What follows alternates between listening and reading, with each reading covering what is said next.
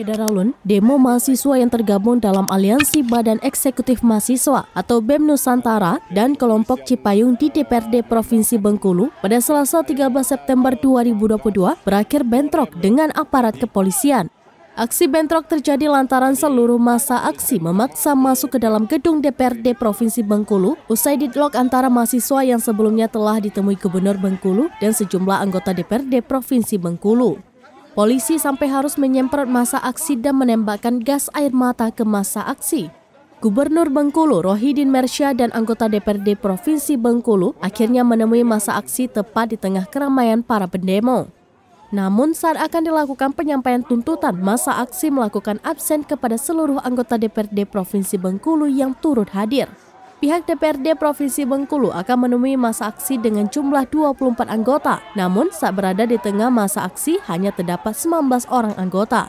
Sontak hal tersebut membuat massa aksi tidak terima dan memaksa untuk masuk ke dalam gedung DPRD Provinsi Bengkulu secara keseluruhan. Ribuan mahasiswa dari berbagai elemen kembali menggelar aksi demo penolakan kenaikan harga bahan bakar minyak atau BBM bersubsidi di kantor DPRD Provinsi Bengkulu pada Selasa 13 September 2022.